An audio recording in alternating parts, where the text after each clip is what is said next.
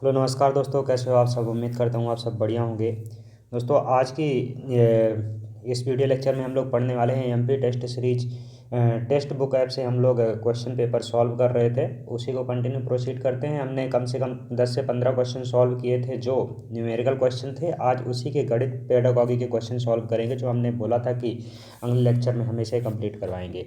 तो चलिए उसी को आगे कंटिन्यू करते हैं। तो देखिए क्वेश्चन नंबर 11 हमारे सामने लिखा हुआ है कि निम्नलिखित में से क्या गणित के प्रेरक शिक्षक का कथन नहीं है। तो गणित का अगर एक कोई टीचर प्रेरक टीचर है तो उसका कथन कौन सा नहीं हो सकता है। मैं बच्चों को गणित में उसी तरह से मोड़ना चाहता है जैसा मैं हूँ। मुझे गणित से प्यार है फिर भी इतनी नकारात्मक छवि है, मैं उस छवि को बदलने में मदद करना चाहता हूँ। आप गणित के साथ आसान नहीं हो सकते। मैं बच्चों को दिखाना चाहता हूँ कि गणित एक आकर्षक विषय है। तो इसका जो करेक्ट आंसर हो जाएगा, जो प्रेरक शिक्षक का कथन नहीं हो सकता है, तो ऑप्शन नंबर 3 जो है इसका करेक्ट आंसर हो जाएगा कि आप गणित के साथ आसान नहीं हो सकता। ये प्रेरक शिक्षक का कथन नहीं होता है। ठीक है। तो देखिए इसमें लिखा हुआ है कि प्रेरणा बस एक क्रिया का कारण होती है, उद्देश्य व्यवहार को दिशा देता है, इसे कुछ करने के लिए प्रोत्साहन देने की स्थिति माना जा सकता है। और एक गणित का शिक्षक निम्नलिखित तरीके से छात्रों को प्रेरित कर सकता है। ठीक है। और ये बहुत सारे तरीके होते हैं जो आप लोग स्क्रीन में देख पा रहे हैं, और इसे आप लोग पढ़ लीजिएगा वीडियो को पॉज करने के बाद, तो आपको सारा रीजन समझ में आ जाएगा। तो चलिए नेक्स्ट क्वेश्चन प्रोसीड करते हैं। बीजगणित की समझ बच्चों को सिखाता है कि शब्द समस्या में स्थिति व्यक्त करना है, प्रश्न में दिए गए संबंध में समीकरण लिखना है। बीजगणित क्या बच्चों को क्या समझ विकसित करता है, इसके बारे में यह क्वेश्चन पूछा गया है आपसे। तो इसका जो आंसर हो जाएगा, तो 1 और 2 जो ये दोनों ऑप्शन लिखे गए हैं, यही इसका करेक्ट आंसर हो जाएगा कि बीजगणित की समझ बच्चों को सिखाता है कि शब्द समस्या में स्थिति व्यक्त करना और प्रश्न में दिए गए संबंध में समीकरण लिखना। ठीक है। और इस क्वेश्चन का आंसर आप लोग आसानी से पढ़ सकते हैं। डिस्क्रिप्शन के फॉर्मेट में लिखा हुआ है कि बीजगणित सामान्यीकृत अंक गणित होता है जहाँ पे संख्याओं का प्रतिनिधित्व करने के लिए अक्षरों को प्रतीकों के रूप में प्रयोग किया जाता है तथा प्रत्येक संख्या एक स्थिर है और प्रत्येक प्रतीक को विभिन्न स्थितियों में विभिन्न मूल्यों को सौंपा जा सकता है और प्रतीकों एवं स्थिरांकों का उपयोग बीजीय अभिव्यक्तियाँ बनाई जाती हैं। ठीक है। और इस तरह करके जो है, और इसमें जो है हम लोग प्लस और माइनस चिन्ह का अलग अलग उपयोग करते हैं तथा एल्गोरिदम विधि वास्तविक जीवन की समस्याओं को हल करने में शामिल होती है। शब्द समस्या में व्यक्त स्थिति को समझें या फिर किसी प्रतीक को चुनें, इसे अज्ञात के लिए स्थानापन्न करें और समस्या के दिए गए संबंध में एक समीकरण लिखिए और समीकरण को हल करें व अज्ञात का मान ज्ञात करें, समाधान की शुद्धता की पुष्टि करें। ये सभी कथन आपके उसमें जो है 2 कथन दिए गए थे, ऑप्शन नंबर फर्स्ट और ऑप्शन नंबर थर्ड। बाकी ये सभी ऑप्शन भी आपको याद होना चाहिए। ठीक है। इसलिए इससे निष्कर्ष निकलता है कि दोनों बिंदु सत्य हैं जो इस कथन में दिए गए हैं। ठीक है। तो ऑप्शन नंबर 4 इसका करेक्ट आंसर हो जाएगा। देन इसके बाद क्वेश्चन नंबर 3 देखिए, इसमें लिखा हुआ है कि निम्नलिखित में से क्या गणितीय शिक्षण के मूल्यांकन का आयाम नहीं है। गणितीय शिक्षण के मूल्यांकन का आयाम क्या नहीं हो सकता है। इसमें 4 ऑप्शन दिए गए हैं। संचार, स्वरूप एवं कार्य पद्धति, गणित के प्रति अरुचि, गणितीय तर्क शक्ति। तो इसका जो करेक्ट आंसर हो जाएगा ऑप्शन नंबर सेकंड, स्वरूप एवं कार्य पद्धति जो है गणित के मूल्यांकन का आयाम नहीं हो सकता। ठीक है। और दोस्तों ये सभी जो आयाम होते हैं जो आपके पेपर में वहाँ पे पूछा गया है, तो आप लोग इसे पढ़ सकते हैं कि गणित के शिक्षण के आयाम कौन कौन से हो सकते हैं। तो संख्या, संख्या संचालन, देन इसके बाद भिन्न, अंतरिक्ष एवं स्थानिक सोच, मापन, समस्या का समाधान, स्वरूप, डेटा संधारण, बुनियादी बीजगणितीय प्रक्रिया, सरल समीकरण। बाकी ये सभी पॉइंट जो आपके सामने लिखे गए हैं, इसे आप लोग आसानी से पढ़ सकते हैं वीडियो को पॉज करके। ठीक है। हम केवल आपको पेपर सॉल्व करवा सकते हैं, अब इससे ज़्यादा मतलब किसी भी क्वेश्चन का आंसर विस्तार से नहीं बता सकते क्योंकि अपने टाइम नहीं है, हमें पूरा क्वेश्चन पेपर सॉल्व करना है। तो ये देखो दोस्तों, इसका आंसर क्या हो जाएगा, option number second. Okay, then आगे बढ़ते हैं। नेक्स्ट क्वेश्चन लिखा हुआ है कि निम्नलिखित में से कौन सा कथन गणित की प्रकृति के संदर्भ में सही नहीं है। ये 4 कथन आपके सामने दिए गए हैं, कौन सा कथन गणित की प्रक्रिया में सही नहीं है। तो ऑप्शन नंबर डी जो लिखा हुआ है, यह उन चीज़ों के बीच संबंध प्रदर्शित नहीं करता जिनकी कल्पना केवल मानवीय कारण की संस्था के माध्यम से की जा सकती है, तो ये गणित की प्रकृति के विषय में जो है संदर्भ सही नहीं दिया गया है। तो ऑप्शन नंबर 4 इसका करेक्ट आंसर हो जाएगा। बाकी आप लोग इसे विस्तार से पढ़ना चाहते हैं तो दिए गए आंसर को आसानी से पढ़ सकते हैं। ठीक है, ओके, चलिए आगे बढ़ते हैं। क्वेश्चन नंबर 5 या फिर 15, निम्नलिखित में से ज्यामिति का कौन सा भाग प्राथमिक कक्षाओं में पढ़ाया जाता है? तो ज्यामिति का कौन सा भाग जो है प्राथमिक कक्षाओं में पढ़ाया जाता है? तो अनौपचारिक ज्यामिति जो है प्राथमिक कक्षाओं में पढ़ाई जाती है। ठीक है, अब आप लोग यहाँ पे देख सकते हैं कि औपचारिक ज्यामिति क्या होती है। तो देखिए, ज्यामिति का एक उपक्षेत्र होता है जिसे औपचारिक ज्यामिति कहा जाता है, जो बीजगणित ज्यामिति से संबंधित होता है। तो औपचारिक योजनाएं जैसे सामयिक बीजगणित ज्यामिति से तुलना प्रमेय और ग्रोथेडिक अस्तित्व प्रमेय के रूप में विषय के साथ संबंधित होता है। इसे माध्यमिक एवं वरिष्ठ माध्यमिक कक्षाओं में पढ़ाया जाता है, क्योंकि इसमें तार्किक एवं अमूर्त सोच की आवश्यकता होती है। इसे ही हम लोग औपचारिक ज्यामिति कहते हैं। देन इसके बाद अगर आपसे पूछा जाए अनौपचारिक ज्यामिति, जो यहाँ पे लिखा इसका आंसर है इस क्वेश्चन का, तो अनौपचारिक ज्यामिति में जो है ज्यामिति की आकृतियों एवं आंकड़ों की परिभाषा, माप एवं निर्माण के विषय के बारे में बताया जाता है। औपचारिक प्रमाण पर कोई ध्यान नहीं दिया जाता है। उप विषयों में बिंदु, रेखा, कोण, त्रिकोण, चतुर्भुज, वृत्त, क्षेत्र, परिमाप ये सभी शामिल होते हैं। यह प्राथमिक कक्षाओं में पढ़ाया जाता है। तो अनौपचारिक को जो है प्राथमिक कक्षाओं में पढ़ाते हैं, जबकि औपचारिक को जो है वह माध्यमिक एवं वरिष्ठ माध्यमिक कक्षाओं में पढ़ाया जाता है। तो ये इन दोनों के बीच में डिफरेंस होता है। बाकी आप लोग इस क्वेश्चन का आंसर आसानी से पढ़ सकते हैं। ठीक है, ओके, तो ऑप्शन नंबर 2 इसका करेक्ट आंसर हो जाएगा। देन अगले क्वेश्चन में को सॉल्व करते हैं। उपचारात्मक शिक्षण उपयोगी है। उपचारात्मक शिक्षण किस लिए उपयोगी होता है? तो उपचारात्मक शिक्षण जो है कमज़ोर छात्रों को सिखाने की कठिनाइयों को दूर करने के लिए उपयोगी होता है। ठीक है, तो उपचारात्मक शिक्षण जो है ऑप्शन नंबर 4 इसका करेक्ट आंसर हो जाएगा। बाकी इसके इम्पॉर्टेंट पॉइंट क्या क्या होते हैं, इसका उद्देश्य क्या है, ये सब कुछ आप लोग यहाँ पे पढ़ सकते हैं। बाकी उपचारात्मक शिक्षण जो है उस शिक्षण को संदर्भित करता है जिसका उद्देश्य कुछ सिखाने के लिए धीमी गति से सिखाने वालों की क्षमता में सुधार करना है। ठीक है, तो ये सभी इम्पॉर्टेंट पॉइंट्स और इसका जो भी की पॉइंट्स हो, इसका उद्देश्य जो भी होता है वो सभी दिए गए हैं। आप लोग इन्हें पढ़ करके अपना आंसर और सुचारू ढंग से मजबूत कर सकते हैं और उस सब्जेक्ट के बारे में नॉलेज ले सकते हैं। ठीक है, ओके, चलिए अब आगे बढ़ते हैं। देखिए अगला क्वेश्चन है इसमें कि गणित के प्रश्नों को हल करने के दौरान छात्रों द्वारा त्रुटि की प्रकृति एवं विशेषताओं को जानना क्या कहलाता है? तो गणित के प्रश्नों को हल करने के दौरान छात्रों के द्वारा जो गलती की जाती है उसकी विशेषताओं को जानना क्या कहलाता है? इसे जो है गणित में त्रुटि विश्लेषण करना कहलाता है। तो गणित में जो त्रुटि का विश्लेषण करते हैं हम लोग, गलतियों को बच्चों को बताते हैं, उसको सॉल्व कैसे करना है और जिससे नेक्स्ट टाइम पे गलती बच्चे ना करें। तो गणित में डेटा विश्लेषण ज्ञान के विभिन्न क्षेत्रों में एकीकरण से संबंधित होता है। इसमें प्रमाण, निगमनात्मक, आगमात्मक तर्क एवं सामान्यीकरण शामिल होता है। ठीक है, बाकी त्रुटि विश्लेषण क्या होता है और त्रुटियां कितने टाइप की होती हैं, इन शब्दों के बारे में भी आप लोग आसानी से पढ़ लीजिएगा, जिससे अगर कोई भी दूसरा क्वेश्चन आता है तो आपको आसानी से सॉल्व करने में मदद करेगा। ठीक है, तो चलिए बढ़ते हैं अगले क्वेश्चन की ओर।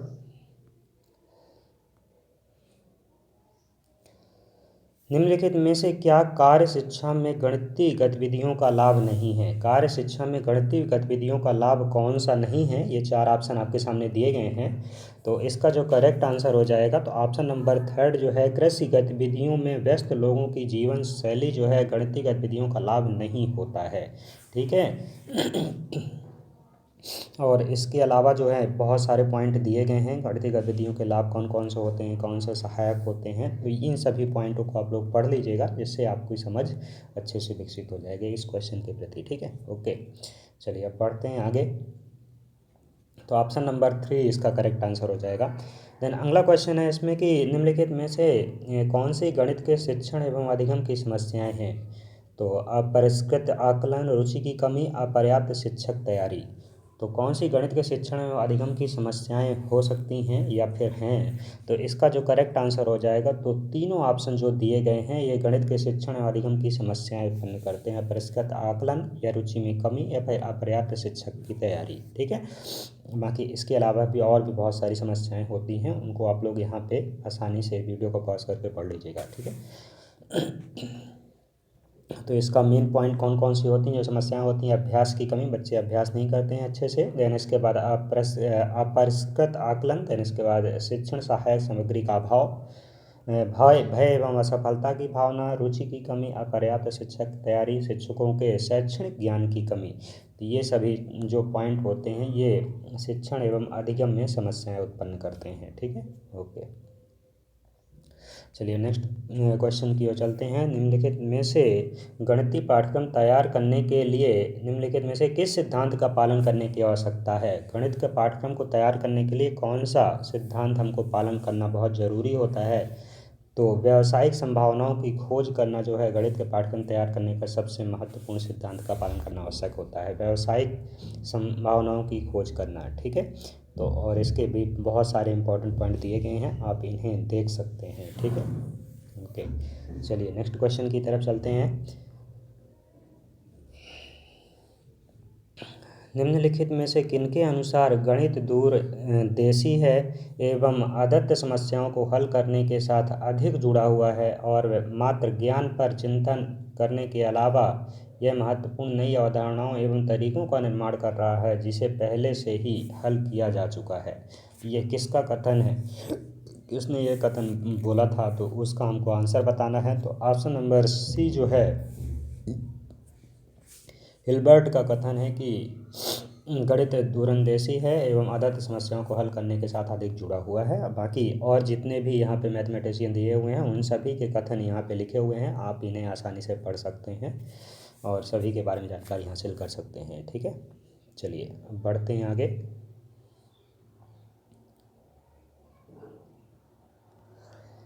निम्नलिखित में से गणित शिक्षण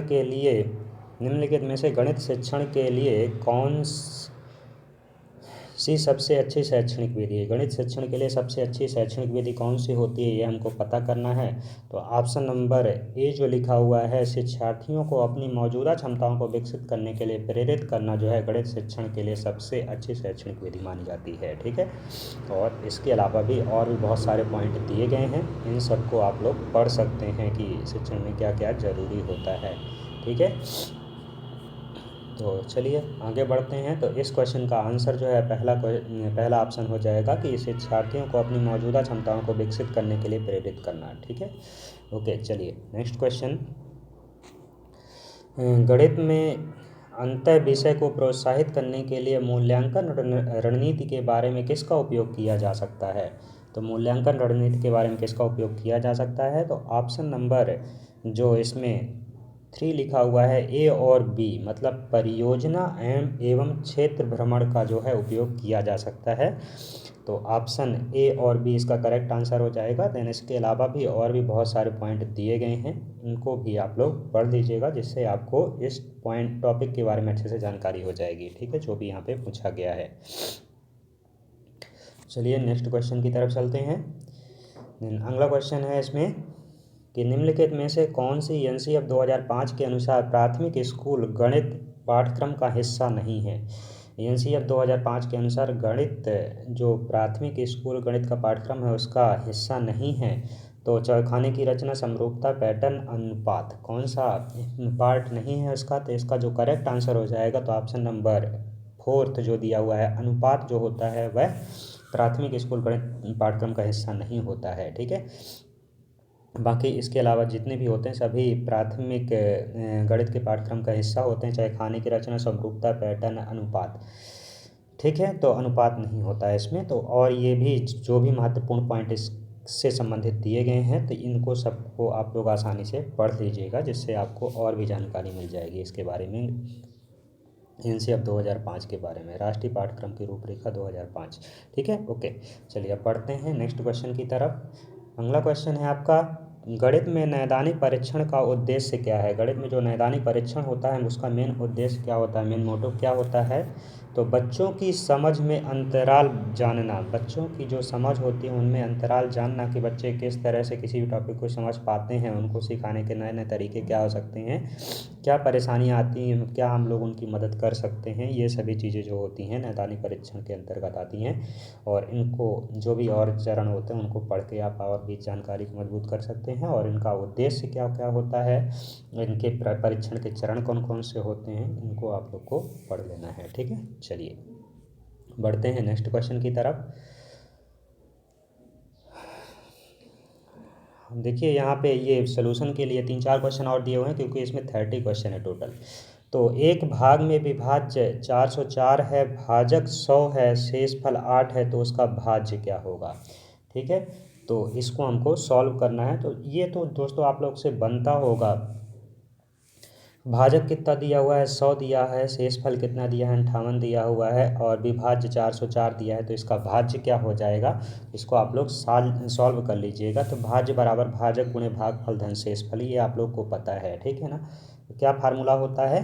भाज्य बराबर भाजक गुणे भागफल धन शेषफल। ठीक है, भाज्य बराबर भाजक गुणे भागफल धन शेषफल। तो इस तरह करके जो है ये एक फार्मूला होता है, इस फार्मूले में वैल्यू आप पुट करेंगे तो आपका भाज्य यहाँ से निकल के आ जाएगा। ठीक है, ओके। तो ये विभाज्य जो दिया हुआ है ये भागफल है, देन इसके बाद भाजक ये दिया हुआ है 100 है, और शेषफल जो है 58 है। तो इन दोनों को आपस में गुणा करके 58 जोड़ दीजिएगा, तो जितना भी आंसर होगा वो आ जाएगा आपके सामने। ठीक है, ओके। तो अब देखिए बता देते हैं, जैसे ये लिखा हुआ है तो इसे क्या बोलते हैं? इसे भाज्य बोला जाता है। देन जिससे भाग देते हैं, जिससे भाग दिया जाता है उसे भाजक कहते हैं, और जो प्राप्त होता है वो भागफल होता है। और देन इसके बाद जो रिमाइंडर बचता है वो शेषफल होता है। तो भाज्य बराबर भाजक गुणे भागफल धन शेष, इन दोनों का गुणा करके इसमें इसे जोड़ दोगे तो आपका भाज्य प्राप्त हो जाएगा। ठीक है, चलिए अब आगे क्वेश्चन में चलते हैं। नेक्स्ट क्वेश्चन लिखा हुआ है, संख्या इतने को 6 के स्थानीय मान में कितना अंतर है? ये संख्या दी हुई है, इसमें 6 जहाँ जहाँ पे लिखा हुआ है इसका स्थानीय मान निकालो, फिर उनका अंतर निकालो। देखिए 6 पहले दहाई के स्थान में लिखा हुआ है, तो 6 का स्थानीय मान यहाँ पे 60 हो जाएगा। देन इसके बाद 6 दूसरा जो 6 लिखा हुआ है वो इकाई, दहाई, सैकड़ा, हज़ार, 10,000, 10,000 के स्थान में लिखा, तो उसका स्थानीय मान कितना हो जाएगा? उसका जो स्थानीय मान है वो 60,000 हो जाएगा। देन इसके बाद जितने भी उसके पहले जितने नंबर लिखे रहते हैं उतने जीरो कर देते हैं, फिर इसको माइनस कर देते हैं, तो जीरो में जीरो। देन इसके बाद 10 में 6 जाएगा तो 4, फिर 9, फिर 9, फिर उसके बाद 5, तो 59,940 इसका आंसर हो जाएगा। तो देखते हैं ऑप्शन नंबर सी जो है इसका करेक्ट आंसर हो जाएगा, और इसका सोल्यूशन आप लोग देख सकते हैं यहाँ पे। ठीक है, चलिए बढ़ते हैं अगले क्वेश्चन की तरफ। अगला क्वेश्चन है, निम्नलिखित में से एक संख्या लिखी हुई, इसमें 7, 6 और 9 के स्थानीय मान का योग किसके बराबर होगा? तो सभी अंकों के स्थानीय मान निकालना है, उनका योग कर देना है। ठीक है, तो 7 जो है 7 के पहले कितनी संख्याएं हैं? 3 और 3 3 6, तो 7 के पहले 6 संख्याएं हैं, तो उन सभी 6 संख्याओं को जीरो में कन्वर्ट कर देना है।